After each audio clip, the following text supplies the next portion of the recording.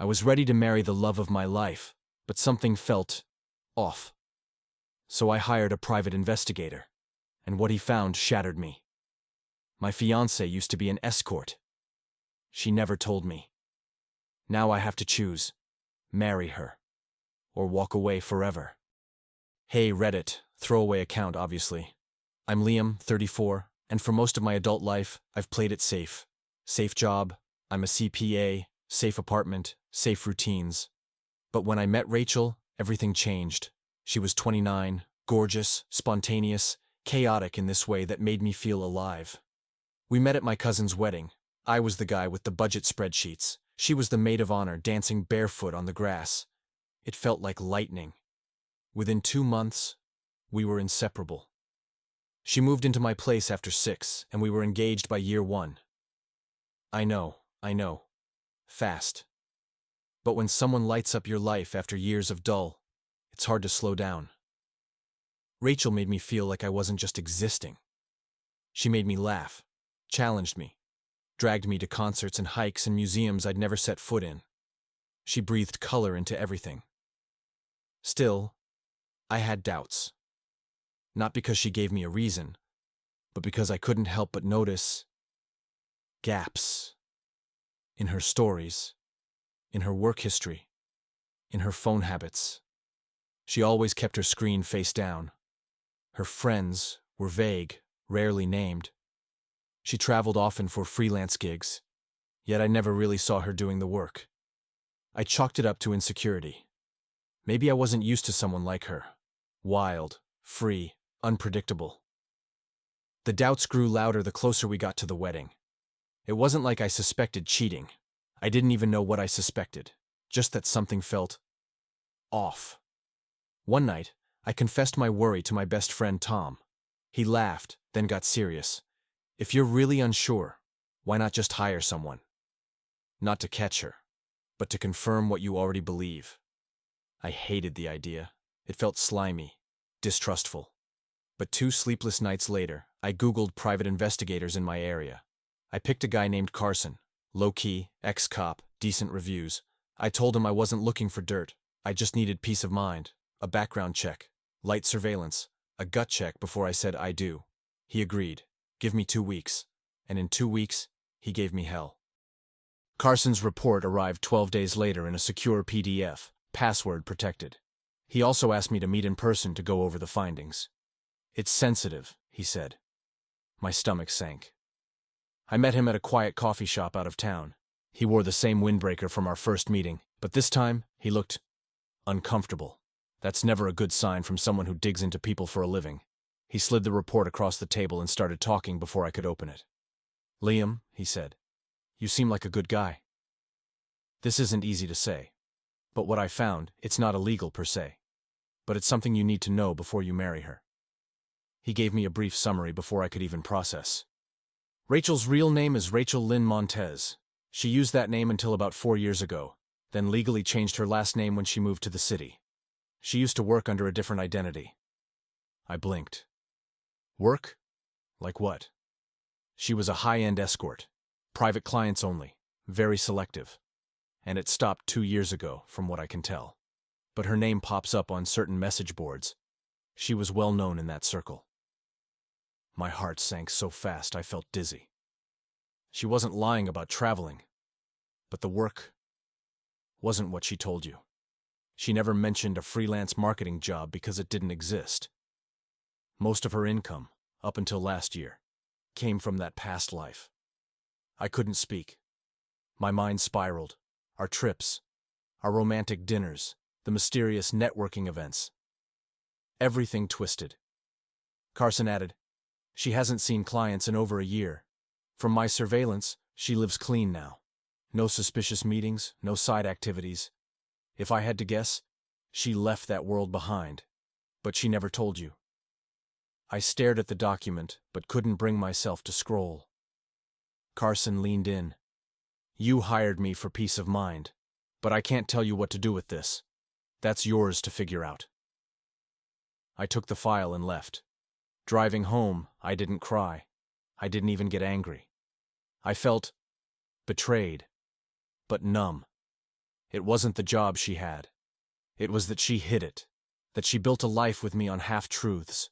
That she let me propose, knowing I didn't know the whole story. When I got home, Rachel was on the couch, laughing at a rom-com, wrapped in a blanket. She looked up and smiled. "Hey, babe. I missed you today."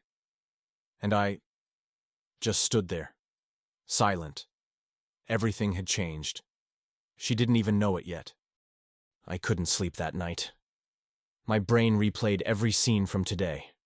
Rachel's laughter, the way she looked at me, the couch where we binged rom-coms. Now it felt like a collage of lies. I shoved the PDF into a locked drawer and stared at my ceiling, the hours twisting in silence. The next morning, I pretended like everything was normal. Made coffee, said, "Have a great day."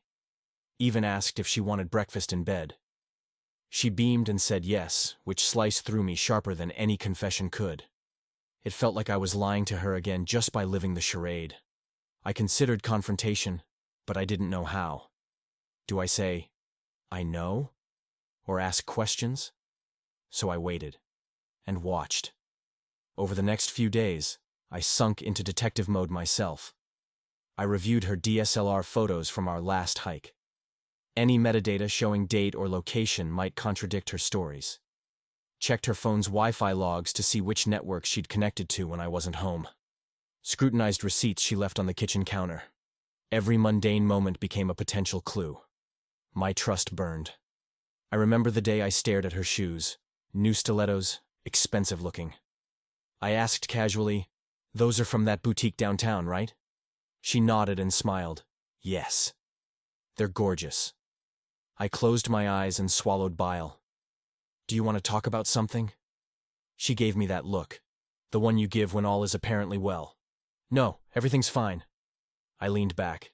It felt like I was balancing on nothing. Finally, one evening, I exploded. She came in after work with that familiar warmth, threw her keys down, smiled. I sat at the kitchen table, holding that PDF. "Rachel, I know what you did." My voice was flat. She froze, a world about to crack. Her face lost color, confusion etched in her eyes. "What do you mean?" I slid the report across the table. Escort, private clients. For years, I watched her absorb it. She swallowed twice. "I didn't want you to judge me. I had to escape my old life." She stared at the PDF like at a crime scene. I stood. "You built a life with me on half-truths. You let me propose knowing I didn't have the full picture." Tears stung me. "How can I trust anything you say now?" She looked up, desperation in her voice. "I've loved you. You know that." But her words sounded hollow, like they came from someone else. I shook my head. "You erased my ability to choose, to decide without deception. You didn't just break my heart. You broke the foundation we built." She sank to the floor. I walked away.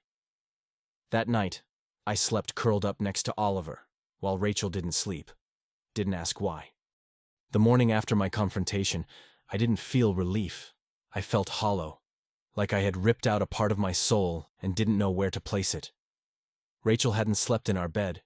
She was gone by the time I came home. I found a note pinned to the fridge. "I'm sorry. I'll explain when I return from the retreat. I love you." No goodbye. No promise. Just a retreat. Retreat from us. Hours felt like days as I wrestled with whether I should go after her or let her go. My therapist had said, "Trust your gut, not your expectations." My gut told me her leaving was cowardice, not courage. 2 days later, I booked a flight to the retreat location. A remote cabin she'd mentioned before, hidden in pines by a lake. A thread of adrenaline and hope pushed me. I had to know. Did she flee because she was ashamed or because she was afraid? Or was this retreat the beginning of a new lie? I arrived at the edge of the camp, calling her name into the forest before I reached the cabin. It was locked. I peeked through a window. She was inside, on the floor, trembling, tissues everywhere. Her face looked like mine felt, broken, desperate, lost. I knocked. She didn't respond. I opened the door anyway and stepped in. The woods smelled of pine, old books and grief. She looked up, eyes red and raw. "Why are you here?" "I could ask you the same," I said softly. "Are you ready to tell the truth, fully?" Her silence stretched so long I could feel it weigh on my chest. Finally she whispered, "I thought I could outrun it. The shame, the guilt. I wanted to leave before you found out. I didn't want to drown your dreams." I sat across from her and reached out. "But you did. You shattered them, us. Why now?" She looked down at her knees. "Because everything collapsed inside me after you said you knew. I realized I couldn't live like this. I hate what I kept from you. I'm sorry I crawled away." I closed my eyes and exhaled. All the fear, the confusion, the ache, everything floating between us. "I needed you to stay, but you chose retreat. Now I need you to stay and face this with me." She reached for my hand, trembling. "I'm here." We sat like that, holding hands, while sunlight spilled through the window and noise of the world felt distant. It wasn't perfect. It wasn't final. But in that silent cabin, two shattered people touched the edges of redemption. The week after the cabin felt surreal. Back home, everything was unchanged. My neighborhood, the coffee mug with her lipstick mark, Oliver chasing his tail. But I wasn't the same. My mind was quiet for once, the loud churn of betrayal momentarily hushed by choice. Rachel didn't move back in yet. She stayed with a friend, said she needed more time. She texted me each morning with a simple, "Thinking of you." I replied honestly, "I need space. I'm working." We were respectful, but distant. I kept our therapist appointment.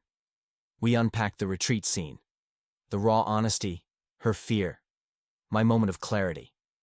I admitted I still loved her. That truth sneaked out when I spoke about the cabin. My therapist said, "You love the real her, not the secrets." That hit me hard. I did love her. The flaws, the pain, the bravery it took to come clean. But could I rebuild that castle on shaky foundations? So I started small. One late afternoon, I found myself walking her back from her friend's house.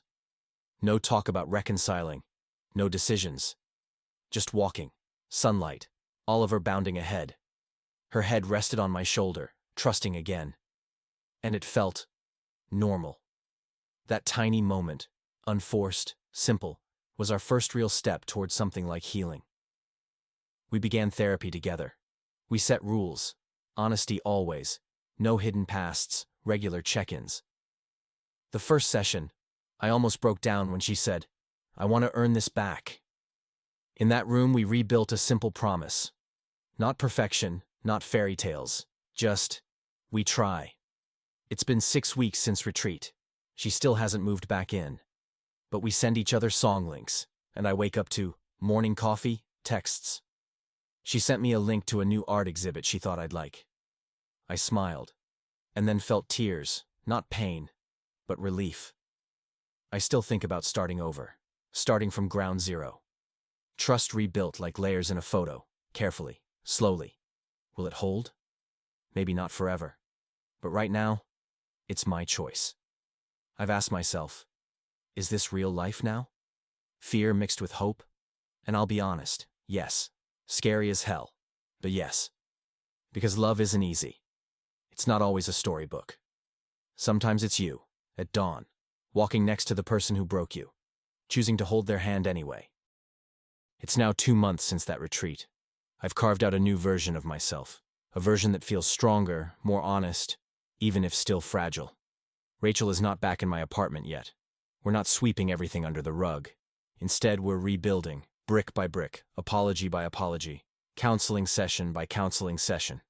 Our lives now look different. We have boundaries, no hidden trips, no whispered calls.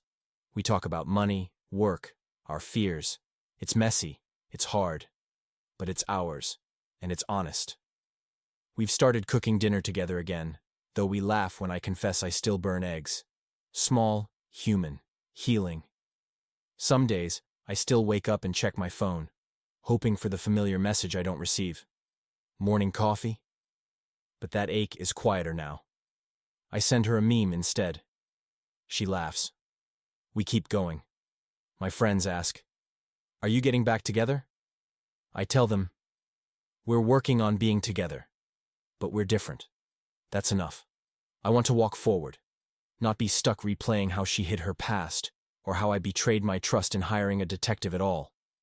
I want to use that energy differently, toward art, toward growth, toward the future we choose. I don't know if we'll make it to forever. Maybe this is the test of us. Maybe not. But here's what I know. Healing isn't magic. It's a series of small decisions. Decisions to stay when it would be easier to run, to speak truth when it would be easier to shut up, to trust when you can't guarantee anything else except the present moment. And now, I have to ask you, Reddit, YouTube, everyone. If your partner kept a secret like this, is it forgivable? Can love survive the past, even when it wasn't what you agreed to? Tell me, would you give your relationship another chance?